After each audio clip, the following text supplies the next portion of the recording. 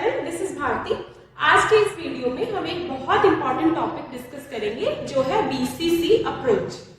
BCC approach, BCC का full form होता है behavioural change communication. Behavioural change communication. तो ये जो बीसीसी अप्रोच है ये आपको एनक्वास के चेकलिस्ट में एरिया ऑफ कंसर्न बी में, एरिया ऑफ कंसर्न बी क्या है? Patient right. Area of concern B में आपको ये मिल जाएगा। एरिया ऑफ कंसर्न बी का जब आप मेजरेबल एलिमेंट बी 1.2 देखेंगे, मेजरेबल एलिमेंट बी 1.2, इसमें 3 चेक पॉइंट्स है। इन 3 चेक पॉइंट्स में जो थर्ड नंबर का चेक पॉइंट है उसमें आपको बीसीसी अप्रोच के बारे में मिल जाएगा। थर्ड नंबर का चेक पॉइंट है जो बीसीसी अप्रोच का, वो डायरेक्टली ये कहता है कि health promotional activities undertaken using BCC approach. तो बीसीसी अप्रोच क्या होता है?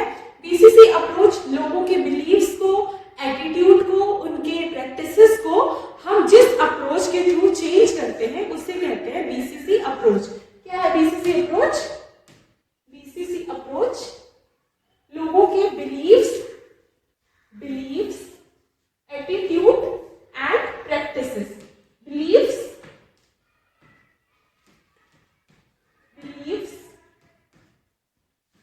Attitude and practices. लोगों के बिलीव्स, एटीट्यूड्स एंड प्रैक्टिसेस को चेंज करने के लिए हम जिस अप्रोच को यूज करते हैं उसे बीसीसी अप्रोच कहते हैं।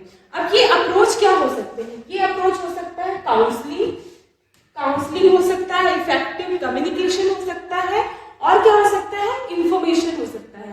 हम लोगों को सही इंफॉर्मेशन देके, काउंसलिंग करके, इफेक्टिव काउंसलिंग करके, इफेक्टिव कम्युनिकेशन करके हम उनका बिहेवियर चेंज कर सकते हैं।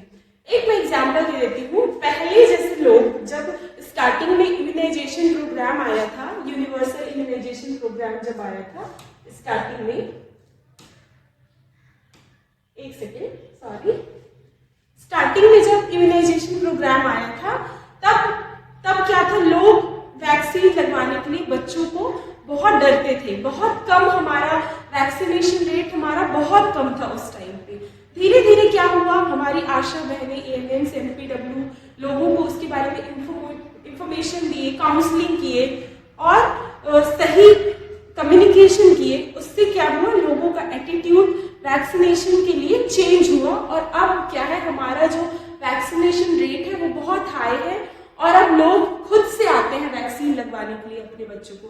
तो लोगों के बिहेवियर में क्या हुआ, एक चेंज हुआ।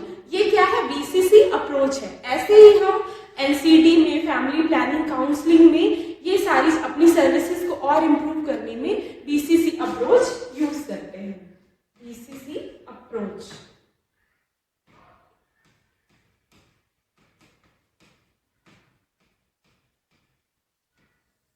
तो आप लोग समझ गए होंगे कि लोगों के बिलीव्स, एटीट्यूड्स एंड बिहेवियर को चेंज करने के लिए हम जिस हम अप्रोच को यूज करते हैं, काउंसलिंग, इंफॉर्मेशन एंड कम्युनिकेशन, उसे कहते हैं बीसीसी अप्रोच। अब इसको हम कहाँ यूज करते हैं? तो नेक्स्ट हम जाएंगे कि हम बीसीसी अप्रोच कहाँ पर यूज करते हैं, कहाँ हम इसको यूज करेंगे। बीसीसी अप्रोच के बारे में असेसर्स आपसे 100% पूछते हैं। जब आपका स्टाफ इंटरव्यू होता है एनक्वास का तो डेफिनेटली आपसे बीसीसी अप्रोच के बारे में पूछते हैं असेसर्स कि क्या है बीसीसी अप्रोच, कैसे यूज करते हैं, क्या आपने इस अप्रोच को यूज करके किसी को काउंसलिंग किया है। तो मेनली हमारे चेकलिस्ट में 3 बीसीसी अप्रोचेस हैं। एक है गैदर, एक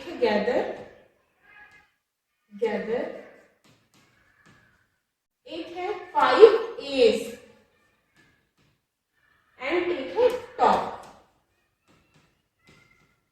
तो गैदर जो है, गैदर अप्रोच, ये फैमिली प्लानिंग काउंसलिंग के लिए यूज करते हैं। फैमिली प्लानिंग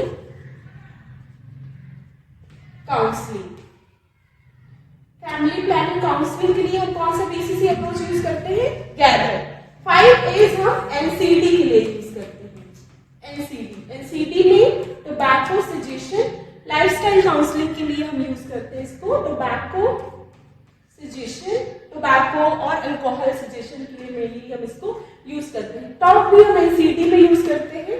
एनसीडी में सेम टोबैको सजेशन और अल्कोहल सजेशन के लिए हम टॉक यूज करते हैं। तो फर्स्ट है गैदर। गैदर क्या है, पहला अप्रोच हम देखेंगे गैदर। गैदर क्या होता है? फर्स्ट अप्रोच है हमारा गैदर। गैदर अप्रोच क्या है?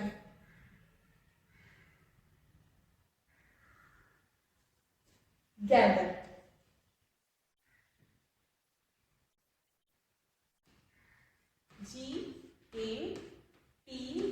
GATHER, gather. So G stands for greet. G stands for greet.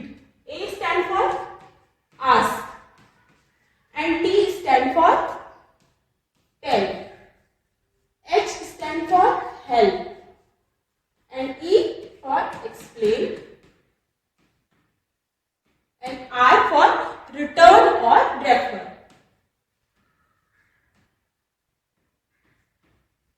Return और रेफर। तो इसको हम फैमिली प्लानिंग में कैसे यूज करेंगे वो हम देखेंगे। गैदर अप्रोच को फैमिली प्लानिंग में कैसे यूज करेंगे। तो सबसे पहले है ग्रीट। ग्रीट, ग्रीट क्या है? ग्रीट कोई भी पेशेंट जब हमारे पास आता है, पेशेंट हम नहीं बोलेंगे, उनको हम क्लाइंट बोलेंगे। अगर कोई ऐसा क्लाइंट हमारे पास आता है तो सबसे पहले हम क्या करते हैं, उनको ग्रीट करते हैं। आइए, बैठिए, नमस्ते, हाय, हेलो, उनको कंफर्टेबल करने की कोशिश करते हैं ताकि वो थोड़ा ओपन माइंड फील करे, हमारे साथ कंफर्टेबल फील करे और अपनी प्रॉब्लम्स हमसे शेयर कर पाए। तो ग्रीट में क्या करते हैं, हम पेशेंट को ग्रीट करते हैं, थोड़ा हम उनसे फ्री होने की कोशिश करते हैं, थोड़ा पेशेंट को कंफर्टेबल करते हैं। हम इफेक्टिव कम्युनिकेशन के थ्रू ये कर सकते हैं, तो हमें पोलाइट काइंड वे में पेशेंट को ग्रीट करना है। सेकंड है आस्क। आस्क क्या है? पेशेंट को हम उस पेशेंट, जैसे हमारे पास पेशेंट आया कोई एलिजिबल कपल का, तो हम पहले हमने ग्रीट कर लिया, नेक्स्ट स्टेप में हम आस्क में जाएंगे तो पूछेंगे कि क्या अभी आप कोई फैमिली प्लानिंग मेथड यूज करते हैं, आपके कितने बच्चे हैं, आप उनसे फैमिली प्लानिंग मेथड्स के बारे में उनको क्या इंफॉर्मेशन है, उनका नॉलेज जानने की कोशिश करते हैं कि अभी तक उनको इसके बारे में क्या पता है। तो वो हमारा हो गया आस्क। ठीक है, पेशेंट से हमने पूछ लिया कि क्या अभी आप कोई मेथड यूज कर रहे हैं, क्या आपको इसके बारे में, फैमिली प्लानिंग के बारे में कभी आपको किसी ने बताया है, इसके बारे में क्या आपको नॉलेज है, कुछ पता है। पेशेंट का नॉलेज हम चेक कर लिए, पूछ लिए, आस्क। Then tell. टेल में हम पेशेंट को जितने भी ऑल्टरनेटिव्स हैं हम उनको बताते हैं, जितने भी हमारे परमानेंट मेथड में जो भी है ऑल्टरनेटिव, परमानेंट मेथड में और टेम्परेरी मेथड में। टेम्परेरी मेथड, ये आपको पता होगा फैमिली प्लानिंग का परमानेंट मेथड क्या है और टेम्परेरी मेथड क्या है। परमानेंट मेथड जिसमें एनएसवीटी और ट्यूबेक्टोमी और वैसेक्टोमी आता है, जो कि एनएसवीटी और एलटीटी दो तरह के सर्जरीज होते हैं। और टेम्परेरी मेथड क्या है? आईयूसीडी है, अंतरा है, माला एन है, इमरजेंसी पिल्स है, ये सब किस में आती है? टेम्परेरी मेथड में। देन हम आ गए हेल्थ में। इन सब के हम साइड इफेक्ट्स के बारे में, एडवांटेजेस के बारे में, डिसएडवांटेजेस के बारे में, सारे जो अल्टरनेटिव्स हैं सबके बारे में हम पेशेंट को बताते हैं। देन हेल्थ, पेशेंट को हम डिसीजन लेने में हेल्प करते हैं। डिसीजन लेने में हमने उनको इतने सारे अल्टरनेटिव बता दिए, अब पेशेंट कैसे डिसाइड करेगा? सबके एडवांटेज बता दिए, बेनिफिट बता दिए हमने, वो कैसे डिसाइड करेगा कि मेरे लिए क्या, कौन सा मेथड मेरे लिए सही है? तो हम इसमें क्या करते हैं, पेशेंट की हेल्प करते हैं। मान लीजिए कोई क्लाइंट है जिसके 2 बच्चे हैं ऑलरेडी, अब अभी वो किसी तरह का फैमिली प्लानिंग मेथड यूज नहीं करते हैं, तो हम उनको परमानेंट मेथड की ओर जाने के लिए एडवाइस कर सकते हैं। मान लीजिए एलिजिबल कपल है, न्यूली मैरिड कपल है, या जिनका अभी 1 बच्चा है और अभी सेकेंड बेबी के लिए प्लानिंग कर रहे हैं या कुछ, मतलब हम उनके कंडीशन के अकॉर्डिंग उनको हम जो भी ऑल्टरनेटिव वो लेना चाहते हैं उसमें डिसीजन लेने के लिए हम हेल्प करते हैं। देन एक्सप्लेन, उन्होंने डिसीजन ले लिया कि वो कौन सा ऑल्टरनेटिव यूज करना चाहते हैं, मान लीजिए परमानेंट मेथड की ओर जाना चाहते हैं, तो हम एक्सप्लेन करते हैं उसके बारे में, प्रोसीजर के बारे में एक्सप्लेन करते हैं। अगर वो टेम्परेरी मेथड की ओर जाना चाहते हैं तो उसके बारे में, फॉर एग्जांपल अगर वो अंतरा या IUCD उन्होंने चूज किया है तो हम उसके बारे में जो भी एडवांटेज है, डिसएडवांटेज है, बेनिफिट्स है, सारा जो उससे रिलेटेड इंफॉर्मेशन है हम पेशेंट को बताते हैं। देन रेफर और रिटर्न।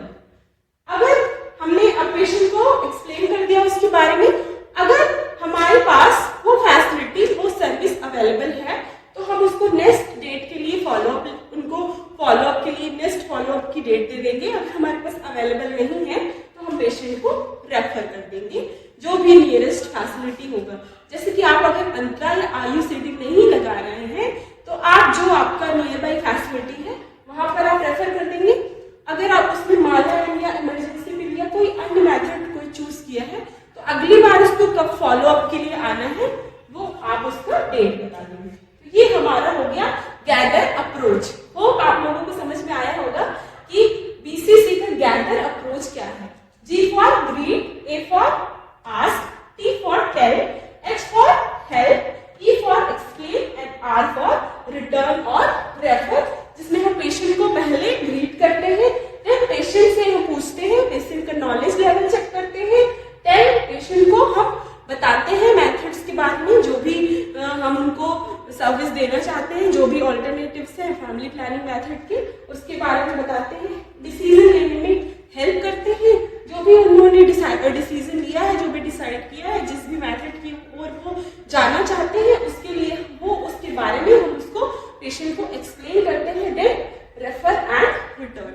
अगर पेशेंट को हम वो फैसिलिटी हमारी फैसिलिटी में अवेलेबल नहीं है तो हम उसके लिए नियर फैसिलिटी में या तो रेफर करेंगे या हम पेशेंट को फॉलोअप के लिए नेक्स्ट डेट दे देंगे और उनको नेक्स्ट फॉलोअप के लिए बुलाएंगे।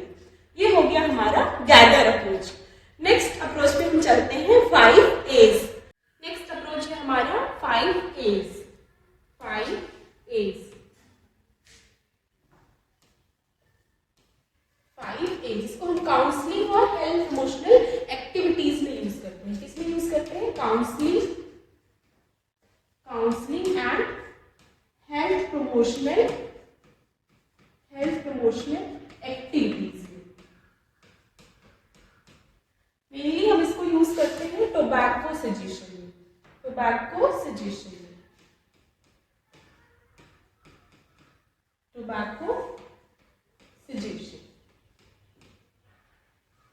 ये 5 A's क्या होता है? 5 A's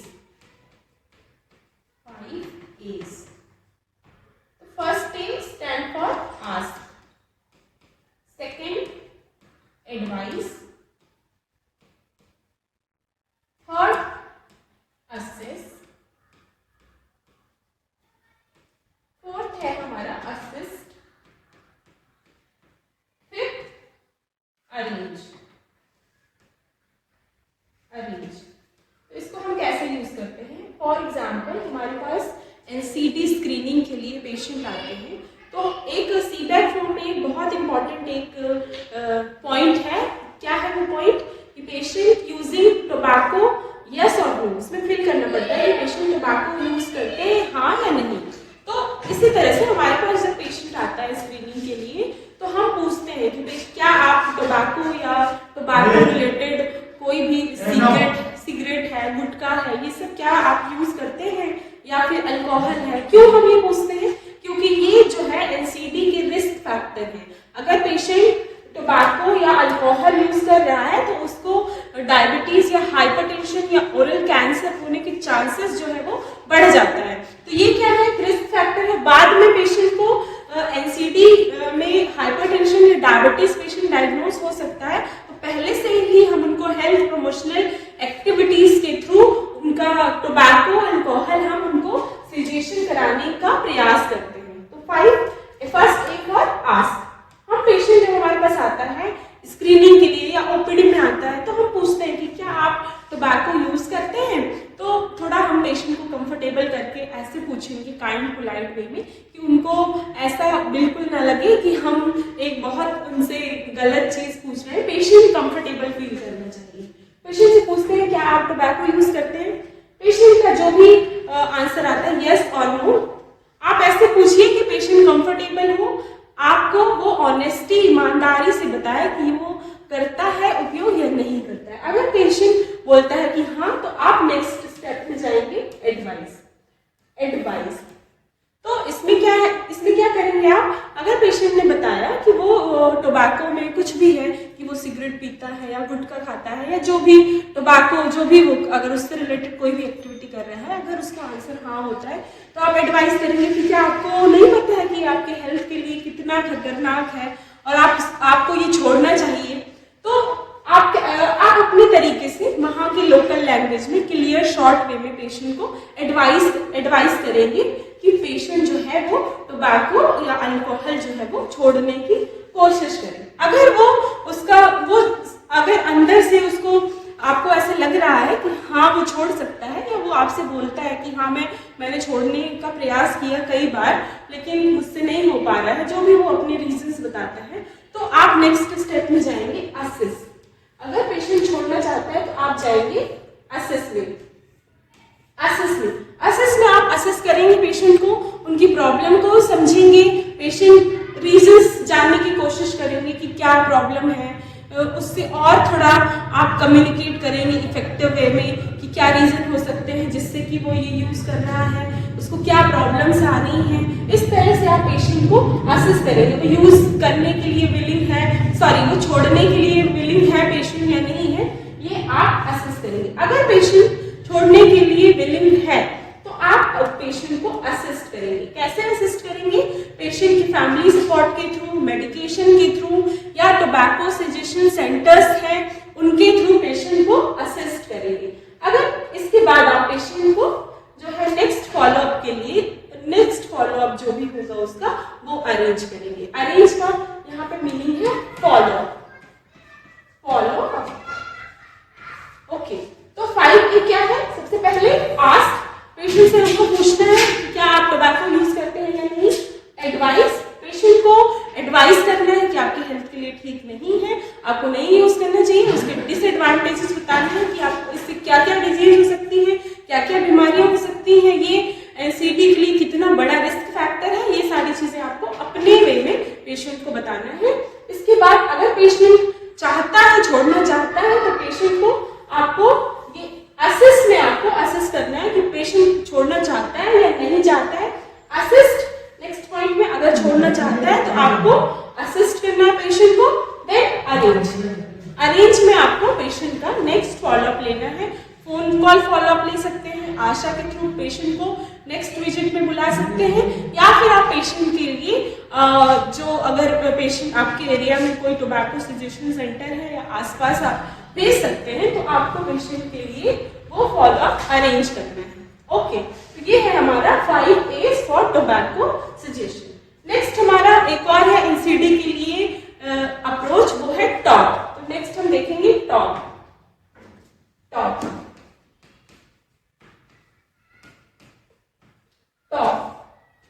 क्या है?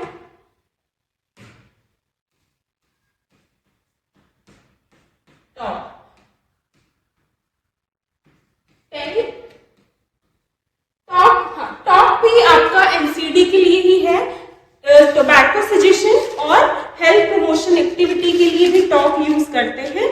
तो टॉक क्या है हमारा? Tell, ask, listen, then keep supporting.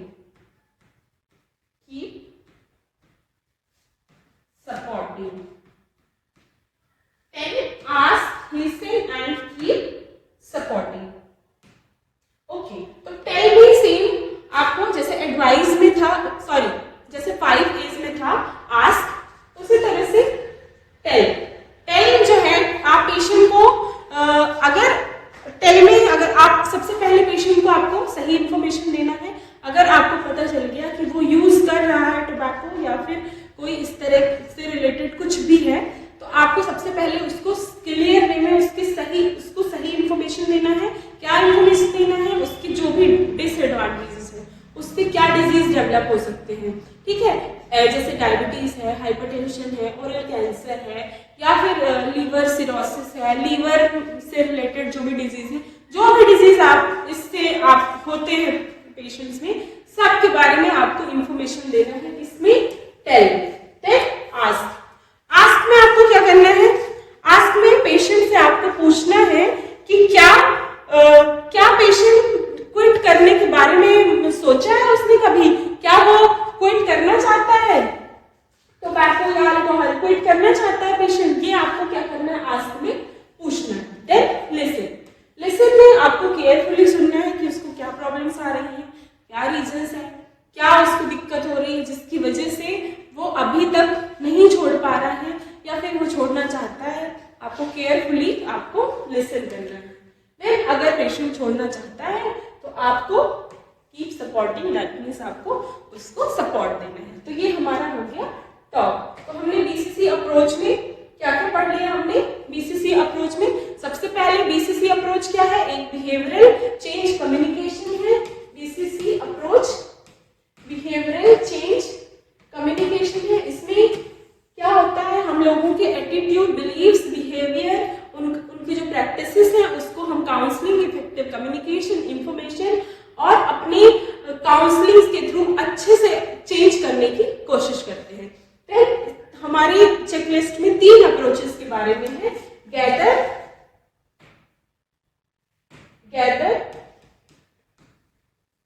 First है गैदर, सेकेंड है फाइंड, एस, और थर्ड है टॉक। ठीक है, तो गैदर मैंने आपको बता दिया था, ग्रीट, आपको ग्रीट करना है, आपको एडवाइस करना है, आपको tell, help, explain and return. फिर 5 A's में आपको क्या करना है? 5 A's मैंने आपको बताया था। 5 A's में आपको ask, advice, assess, assist and arrange. Then आपका नेक्स्ट है टॉक। टॉक में tell, ask, listen and keep supporting. जिसमें जो गैदर है हमारा, गैदर किसके लिए है? फैमिली प्लानिंग के लिए, फैमिली प्लानिंग काउंसलिंग के लिए। 5 A's किसके लिए है? एनसीडी के लिए। टॉक किसके लिए है? एनसीडी के लिए। एनसीडी में दोनों किसके लिए है? टोबैको और अल्कोहल सजेशन, अल्कोहल सजेशन। सो हमारा टॉपिक कंप्लीट होता है बीसीसी अप्रोच। आप लास्ट के सूट करनी है। होप आप लोगों को समझ में आया होगा बीसीसी अप्रोच क्या है।